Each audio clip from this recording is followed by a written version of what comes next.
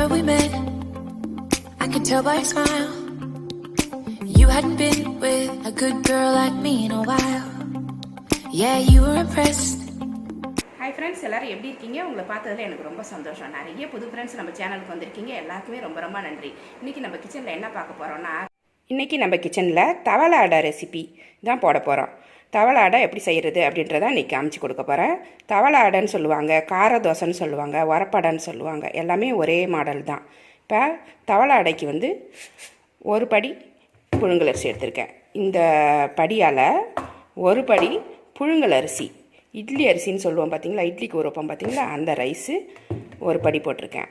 இந்த படியால் பருப்பெல்லாம் எடுத்துக்கணும். பருப்புனா உளுந்தம்பருப்பு 1/4 கப்பு, துவரம்பருப்பு 1/4 கப்பு, பாசிப்பருப்பு 1/4 கப்பு, கடலைப்பருப்பு 1/4 கப்பு. அரை கப்பாக நீங்கள் அளந்துக்கலாம் பருப்பெல்லாம். பருப்பு அதிகமாக போச்சுன்னா நெஞ்சு கரிச்சிக்கிட்டே இருக்கும். உங்களுக்கு டேஸ்ட்டு நல்லா இருந்தாலுமே உங்களுக்கு வந்து நெஞ்சு கரிச்சிட்டே இருக்கும். நிறைய பருப்புகள் போடுறதால செரிக்காது. உங்களுக்கு வந்து கேஸ் ஃபார்ம் ஆகிறதுக்கு சான்ஸ் இருக்குது. வயிறு உப்புசமாக தெரியும், உங்களுக்கு செரிக்காது, நெஞ்சு கரிச்சிட்டே இருக்கும். அதனால் 1/4 கப்பு போட்டுக்கோங்க, டேஸ்ட்டு கரெக்டாக வரும். இப்போ 1 கப்பு ரைஸில் இது எல்லாமே ஒன்றாவே போட்டுருங்க, தனித்தனியாக அரைக்கணுன்ற அவசியமே இல்லை. இது ஒன்றாவே போட்டு நம்ம ஊற வச்சிடலாம். உளுந்தை போட்டாச்சு, துவரம்பருப்பு, பாசிப்பருப்பு,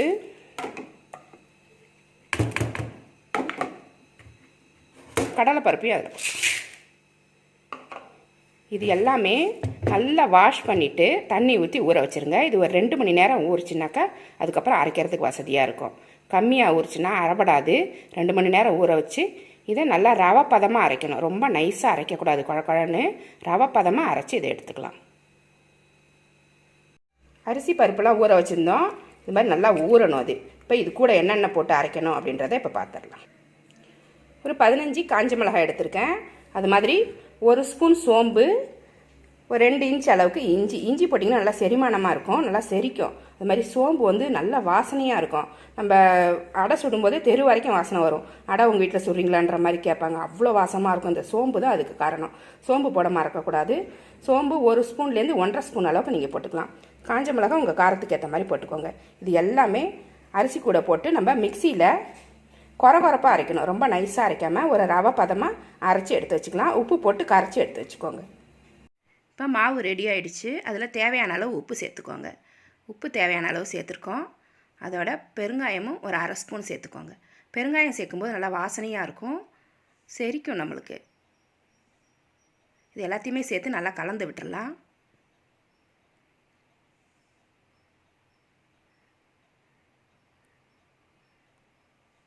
இது மாதிரி நல்லா கலந்து எடுத்து வச்சுக்கோங்க.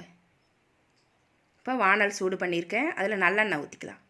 உங்களுக்கு விருப்பமான எண்ணெயை ஊற்றிக்கலாம். நல்லெண்ணெய் ஊற்றும்போது நல்லா வாசனையாக இருக்கும், ஹெல்த்தியாகவும் இருக்கும்.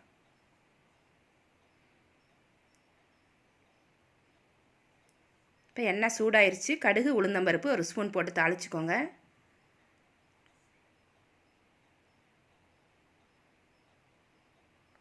கடுகு பொரிஞ்சிருச்சு. இப்போ 200 கிராம் சின்ன வெங்காயம் பொடியாக கட் பண்ணி வச்சுருக்கேன், அதையும் இதில் சேர்த்து வதக்கணும். சின்ன வெங்காயம் இல்லைன்னா பெரிய வெங்காயம் போட்டுக்கலாம். சின்ன வெங்காயம் போடும்போது நல்லா வாசனையாக இருக்கும்.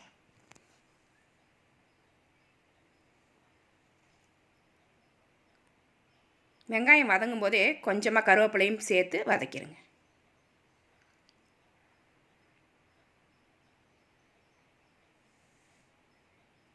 ஒரு மூடி தேங்காய் துருவி எடுத்து வச்சுருக்கேன். இந்த தேங்காய் பூவையும் அதில் சேர்த்து வெங்காயத்தோடவே சேர்த்து வதக்கிடணும். கொஞ்சம் நேரம் வதங்கினா போதும்.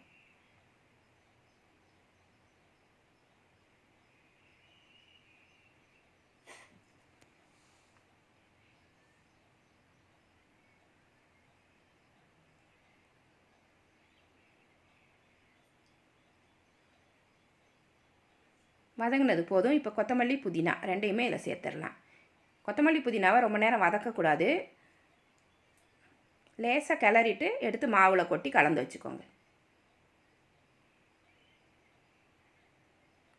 இப்போ எல்லாத்தையுமே சேர்த்து மாவில் கொட்டி கலந்து விட்டுடலாம்.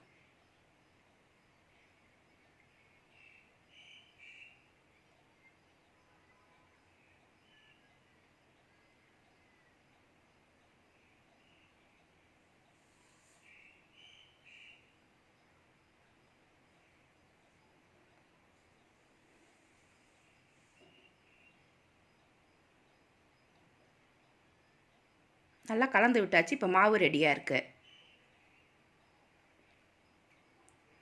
தோசைக்கல் சூடு பண்ணிடுங்க. அதில் நல்லெண்ணெய் ஊற்றி தேய்ச்சி விட்டுட்டு அதில் கொஞ்சமாக மாவு எடுத்து ஊற்றிக்கலாம். உங்களுக்கு இன்னும் கொஞ்சம் தண்ணி கூட ஊற்றி சேர்த்துக்கலாம். கொஞ்சம் தோசை வந்து மெலிசாக வேணும் அப்படின்னா கூட இன்னும் கொஞ்சம் தண்ணி சேர்த்து பண்ணிக்கோங்க.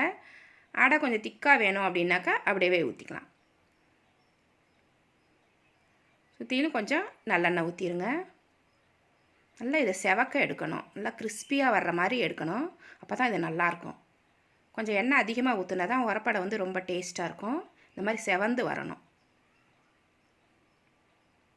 மேலே கொஞ்சம் எண்ணெய் ஊற்றிடலாம்.